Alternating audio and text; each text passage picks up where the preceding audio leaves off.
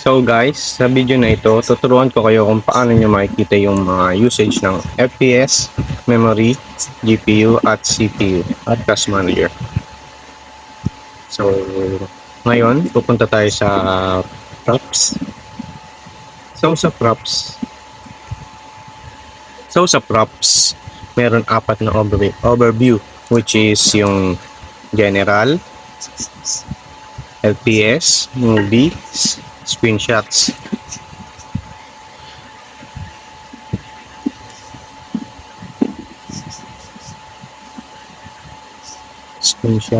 Once na mag-open ka ng laptop, PC or laptop, lalabas lang yung sa FPS niya. Once na-click mo yung overlay hotkey, which is yung default is F12, dun lang siya nalalabas. Meron din sa props na pang benchmark para matest yung isang game. Kung kaya ng device, meron ding screen recording and default hotkey. Naman is which is F9. Ito siya. Pwede ka mag-customize ng video capture FPS para mas may buffer, hindi choppy or medyo lag yung video recording. At meron ding screenshots. Ito, screenshots. Default hotkey is F10. Ang format lang bale is BMP. The rest known is registered user lang.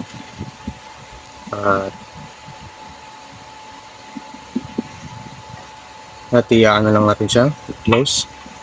Then pupunta tayo sa MSI Afterburner. Sa MSI Afterburner naman, bali pang overclocking siya para mag-boost yung device. Ang kapalit naman nun is overheating, pero pwede siya i-edit depende sa preference ng user.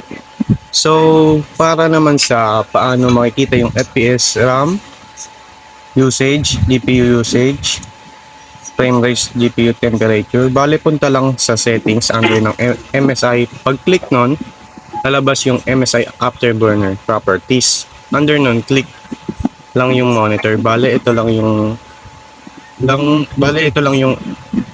IOSD, stands for show on screen display. Bale ito yung RAM usage, GPU usage, frame rate.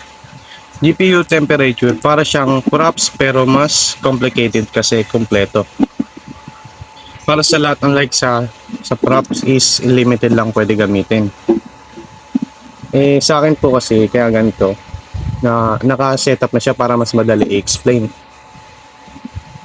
At ayun lang po siya. Ilalagay ko na lang po sa link, sa baba ng link, sa baba ng video ko yung link sa mga ginamit ko at yung mga tutorial na napanood ko. At para naman sa i-close muna natin yun. Para naman sa graphics at resolution, punta muna tayo sa laro at kitang-kita nyo meron ayun yung nagpa-up na siya.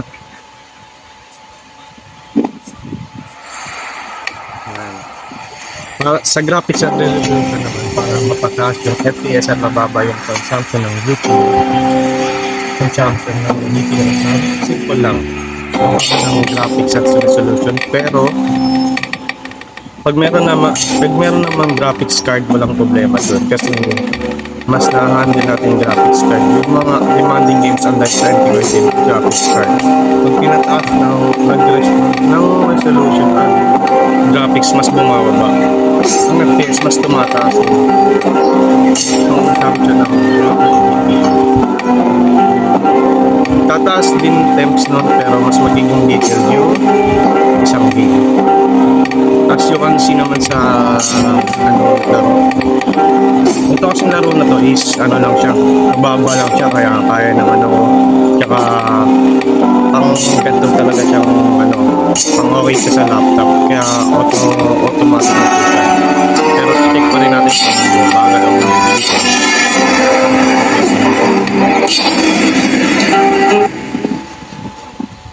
dito. Ayan ko yung GPU, yung RAM, yung FPS. Set naman po siya. naman po siya. Naman po siya masyadong hindi siya nag-delay.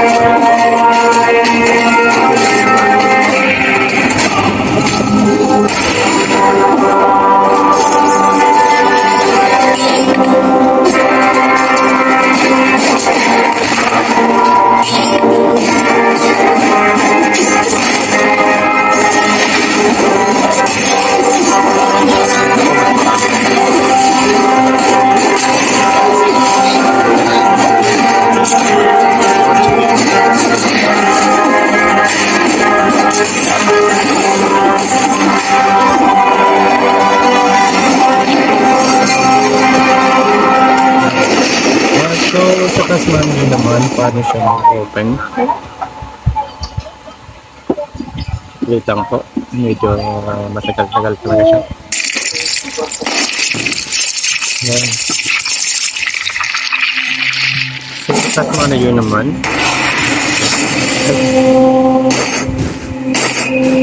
dahil siya nag-18 FPS. Wala naman siya masyadong pa rin.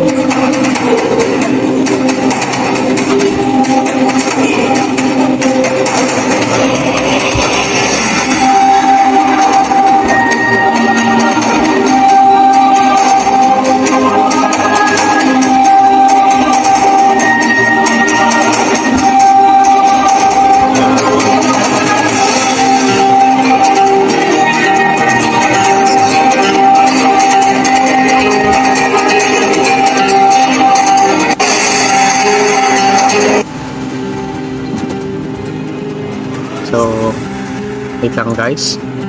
So, sa task manager naman, paano siya ma-open? Bale, control plus shift escape. Sa keyboard mo naman, sa task manager, meron ditong real-time usage ng CPU, GPU, at memory. Sa paano siya mapapababa. Simple lang.